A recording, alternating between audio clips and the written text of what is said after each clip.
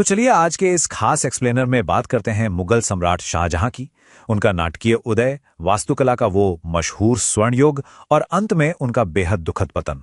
हम इस सफर को बिल्कुल वैसे ही समझेंगे जैसे तथ्य हमारे इतिहास में दर्ज हैं।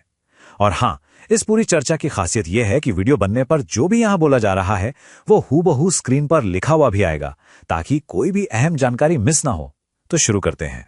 आज की ये पूरी कहानी मुख्य रूप से 5 हिस्सों में बटी है। पहला, शाहजहां का उदय। दूसरा, वास्तुकला का स्वर्ण युग। तीसरा, कला और विद्वानों को उनका संरक्षण। चौथा, उत्तराधिकार का वो खूनी युद्ध। और पांचवा, उनकी कैद और दुखद अंत। तो सबसे पहले बात करते हैं भाग 1 की, यानी शाहजहां का उदय, उनका जन्म और राजारोहण। साल 1592 लाहौर, यही जन्म हुआ था खुर्रम का, जिन्हें हम आगे चलकर शाहजहां के नाम से जानने वाले थे। फिर 1612 में उनका विवाह अर्जुमंद बानो बेगम से हुआ और आखिरकार 1628 में आगरा में उनका विधिवत राज्यारोहण हुआ। अब अर्जुमंद बानो बेगम कोई आम नाम नहीं है। शाहजहां ने उन्हें मलिका ए जमानी की बेहद खास उपाधि दी थी। लेकिन कहानी में बड़ा मोड़ताब आता है जब 1631 में उनका दुखद निधन हो जाता है। और जैसा कि हम सब जानते ही हैं, उसी कब्र के ऊपर दुनिया के सबसे मशहूर स्मारकों में से एक ताजमहल का निर्माण किया गया। यहीं से हम प्रवेश करते हैं हमारे दूसरे भाग में, वास्तुकला का स्वर्ण युग और स्मारकों के निर्माता। सच कहें तो शाहजहां का दौर वास्तुकला के लिहाज से एक असली गोल्डन एज था। जरा इन चमत्कारों की लिस्ट पर गौर करते हैं।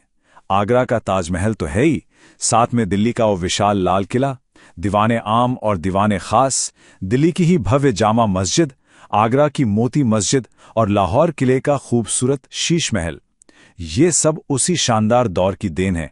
लेकिन एक बात जो हमें अक्सर याद नहीं रहती वो ये कि इन पत्थर और संगमरमर की इमारतों के पीछे असली मास्टरमाइंड कौन थे।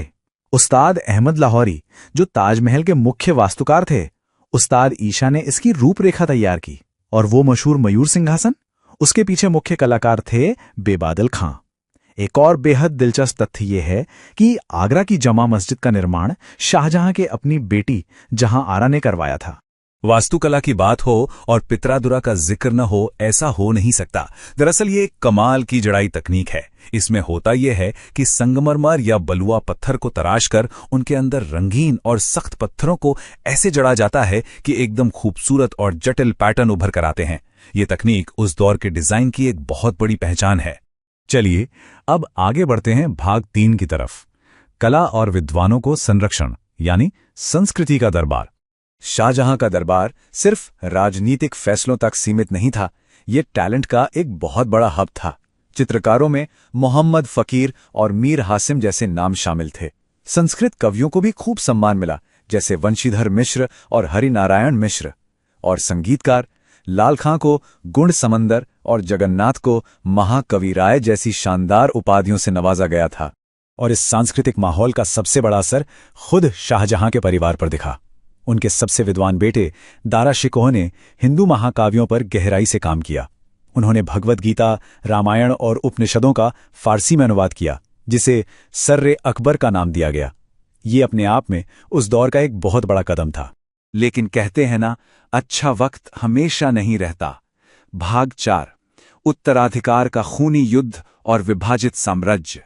अब यहां एक बहुत बड़ा कंट्रास्ट सामने आता है।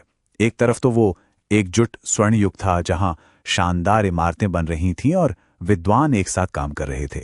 लेकिन दूसरी तरफ हकीकत कुछ और ही शक्ल ले रही थी। सत्ता हथियाने की होड़ में राजकुमार बंगाल, गुजरात और दक्कन में बंट चुके थे। ये एक ऐसे पारिवारिक युद्ध की शुरुआत थी जिसने पूरे साम्राज्य को अंदर तक हिला के रख दिया। ये सत्ता का संघर्ष 3 बड़े और निर्णायक युद्धों में लड़ा गया।